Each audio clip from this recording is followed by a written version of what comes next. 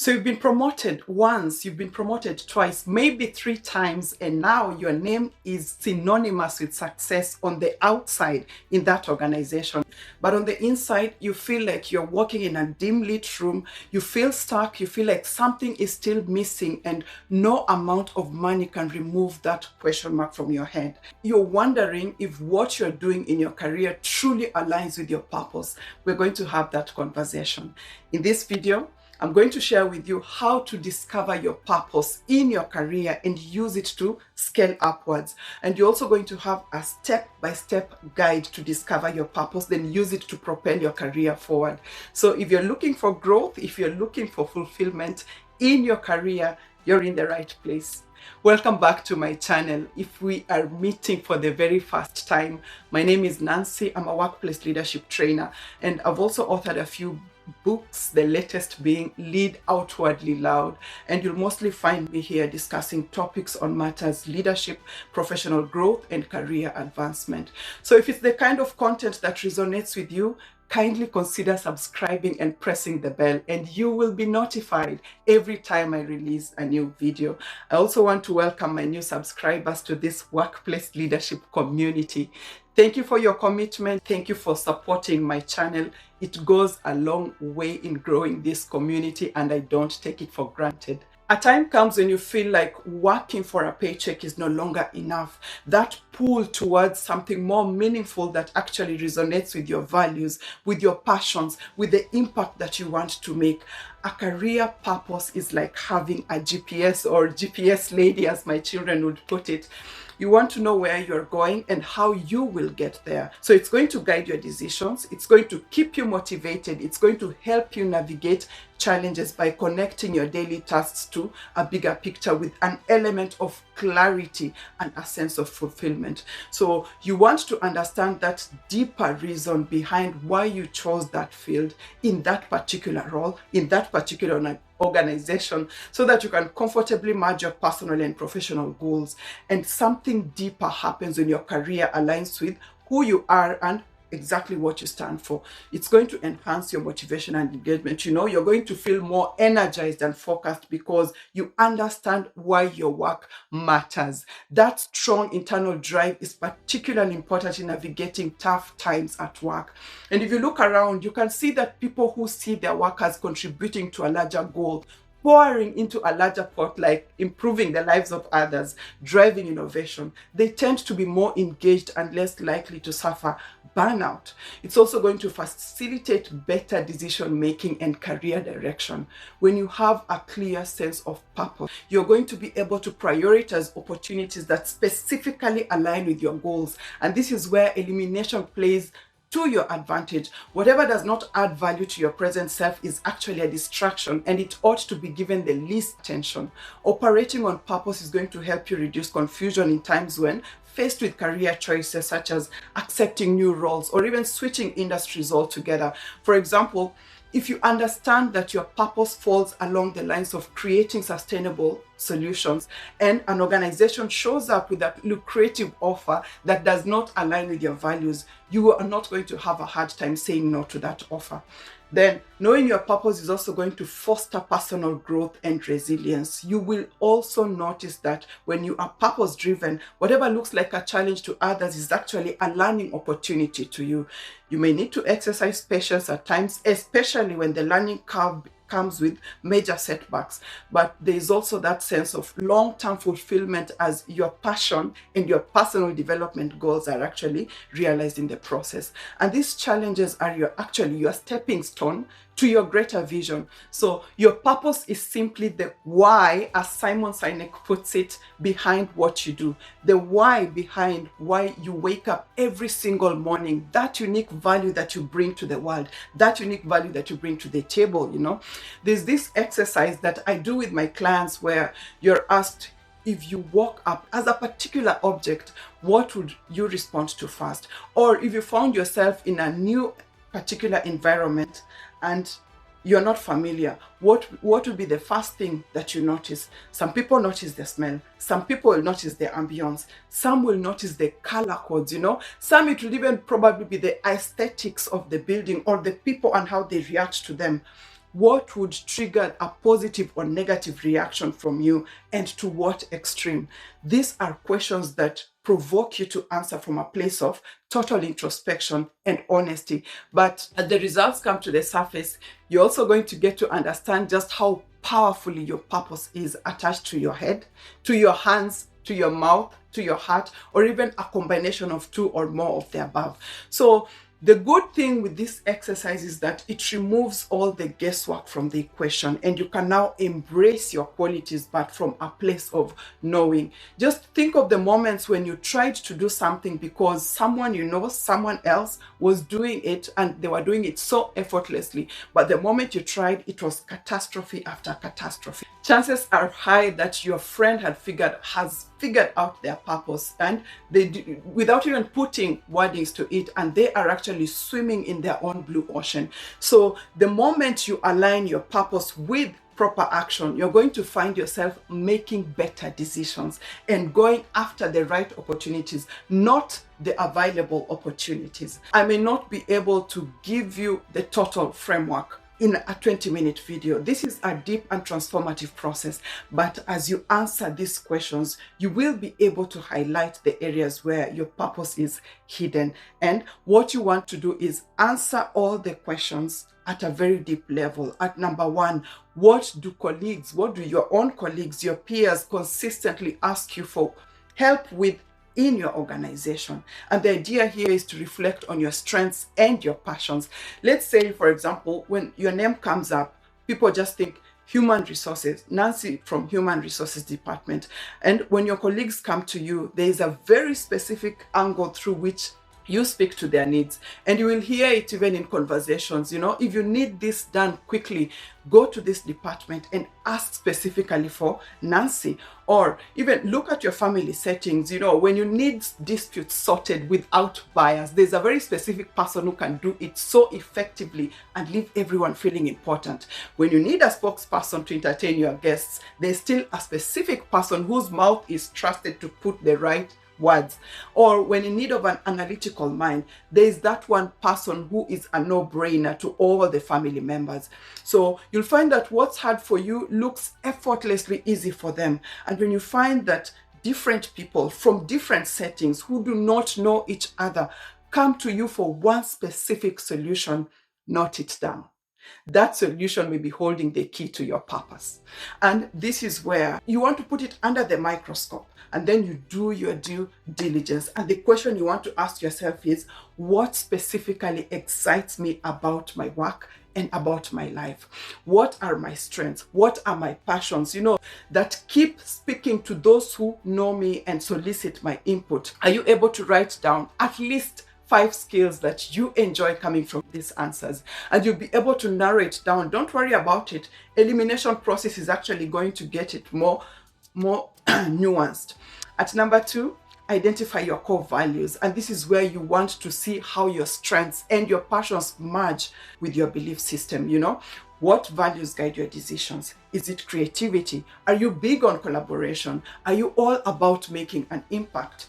And you also want to look at your role choice in and the industries that you choose to work in. Your values act as a filter when selecting a career path, or the work environment that aligns with what matters the most to you.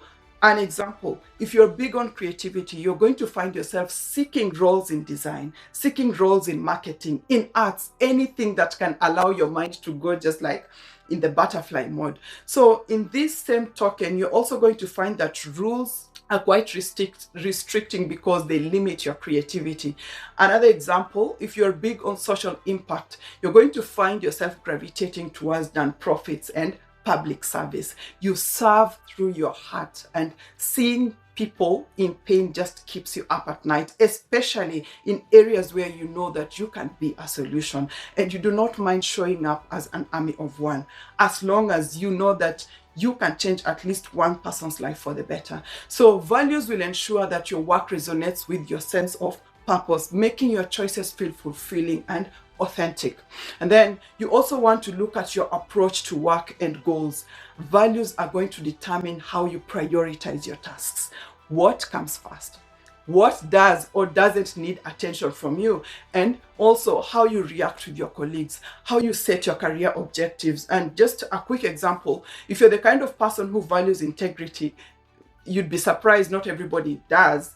And you'll find yourself focusing on ethical practices. So cutting corners, taking shortcuts, accepting questionable opportunities is going to be a major turnoff for you, regardless of who's asking. Then if you're the kind of person who values growth, you're going to find yourself seeking challenges. And for the most part, you'll find yourself going against the grain, because you're looking for professional development opportunities to advance your skills. And here, it's not about who agrees or doesn't agree with you.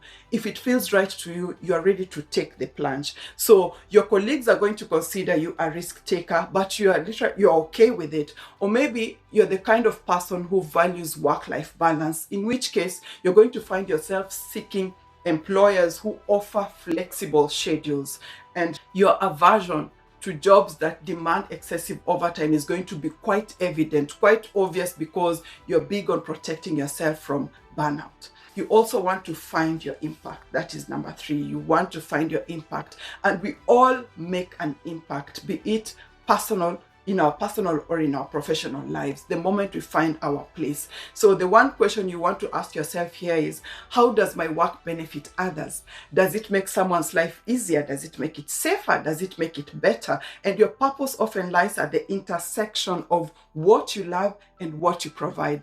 Personally, I get inspired by people who maximize on their giftings, They're willing to shine in their element in the corporate world and bring others along just for that snowball effect. So I'll make my contribution directly behind the scenes through my training program. And also you find me on the social media platforms trying to help remove any hindrances that any of these people may experience to attaining their goal. So when it comes to finding your impact, the plan is to just go a layer deeper. If you find yourself asking, what problem am I uniquely equipped to solve, and how does this simplify the lives of other people? You may be a solution provider to everyday problems. You get to use your skills to create or deliver products, services, or even processes that solve the challenges that other people face.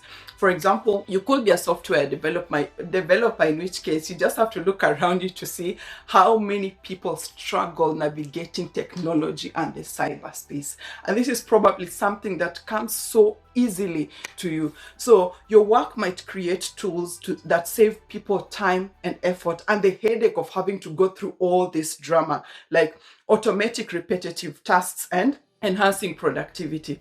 Or maybe your impact is tied to ensuring the safety and security of others. So you find that your role directly or indirectly contributes to safeguarding other people's physical, emotional, financial well-being. And for the most part, you'll be subconsciously working towards providing a safety net for those in your charge. And a good example, a teacher ensures that their students are well equipped with the right knowledge for a safer, more sustainable future.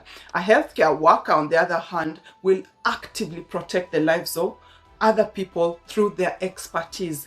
Even indirectly, let's look at an accountant who will work to ensure financial accuracy, to reduce anxiety, to reduce stress and future risks for clients. So this is a drumbeat that only you can dance to, only you can understand, much as it might not make sense to everybody else. Or who knows, maybe yours is the case of inspiring growth and improving the quality of life of other people. So you find yourself constantly looking for ways through which your work will actually empower others and even enhance their experiences. So you are eager to create opportunities for others to grow, for others to learn, for others to experience better outcomes in their professional lives as it spills over into their personal lives. So just think of that boss who always sees your capabilities but through a magnifying glass. They're not quiet about it, and they're out to help their teams develop that serious confidence along professional lines. And they will not allow you to second guess yourself, because they know the quality of life you're going to have when you succeed in this aspect. And similarly, a graphic designer who creates engaging materials, feeds their aesthetic needs, inspire ideas, to inspire action in their audiences. So Your purpose has a way of keeping you uncomfortable until you come into alignment with it. So as of now, just start connecting your efforts to a bigger picture. And you also want to take note of what gives you a negative reaction, what irritates you to the point of getting you disliked. For example, you find this person who cannot forgive grammatical mistakes. They will subconsciously be correcting others, discreetly or not, because those errors feel like sandpaper to their ears. In French they say ça graisse les oreilles, or it just harasses the ears. Having such a person as your editor-in-chief puts them in their own professional paradise, and you will not have to worry about putting their passion into perspective. So when a situation is nagging and you can do something about it, take it as a clue to your purpose. And as you look through the above questions, you want to ask yourself, has my role been in alignment with my values? Will my future self be happy with my present self? And if I keep doing what I am doing the same way, will I be proud of myself? Are there changes that I need to make? And on what timeline? What goals am I looking forward to attaining, and by what time? Some discoveries might actually require career transition, but you are better off asking yourself the hard questions so that your conscience can actually go easy on you later. Serving on purpose is going to require some form of sacrifice on your part. And I cannot tell you how many times, how many people I have worked with, but when purpose came calling, they had to change departments, move from flying to the 8 to 5 schedule, for example. And the bigger sacrifice here is the change in the work schedules, having to forgo probably some destinations that they loved until a time when they were on leave. The upside is that they were fulfilled and they were in alignment with what they are or who they are at their very core. So this is something that happened both ways, with those other people joining our departments and experiencing the change and growing in it, feeling like fish in water.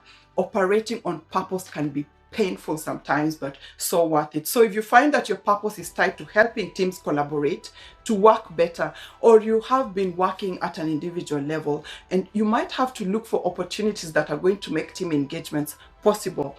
You also need to know which language to use to be able to relate with your team members. So the challenge here is in the teething problems that you'll have to overcome. And it's also not a given that you're going to be automatically accepted in your new role or even in the new department that you transition to. Rejection can be a byproduct of following your voice. So your willpower will have to be stronger than your emotions to face any resistance that comes your way. Just a few actionable takeaways to embrace your purpose. For one, this is the last month of the year as I shoot this video. We're in December. So what better time than now to write a personal mission statement of how you want to step into the new you tomorrow. Then start small. Take time to experiment with the different roles and projects that actually align with your values. Then see how you feel, okay? And then avoid the comparison trap. Much as others seem to be easily getting there, we all have that fear of change, and you don't know if you will succeed in your first attempt, but the alternative is actually worse. The alternative is equivalent to stagnation. So the moment you have clarity in your areas of strength, your values, the way you want to impact others, get moving. And you're getting this from someone who resigned at the peak of my career, and then I relocated to France and started from ground zero. So right now I'm happy, right now I'm okay, but the separation process was a struggle because I loved my job, and it took a minute for me to dig deeper to find out what it was about this job that made me love checking in for work with a smile on my face. It was public service. So I just had to do a little mindset shift to keep serving the same way, but in a different setting. And with time, you come to realize that every small step makes the path clearer. I probably mentioned this, but I'm going to just do it again for the sake of this video. It's okay to start small and keep moving forward. Your purpose is going to evolve and come into full view when you take action, however small. And you can see that when it comes to matters of legacy and purpose, I can go on and on and on. But one thing that you can do for me after watching this video, dedicate 15 minutes of your day to reflect on what excites you the most about your work. Then make it a daily event. And if you haven't already, kindly consider subscribing to my channel. And also, take a minute or two to check out my website. The link is in the description box below for deeper insights and answers to any questions that you may have for me. Also, feel free to meet me in the comments. Let me know if you already know your purpose and if you are operating in it. No pressure. This is not something that you are going to discover overnight. You will uncover it through exploration, through deep reflection, and some targeted action. You just want your career to reflect who you are at your very core. Hope you got value from this video, and see you on the next one. Bye.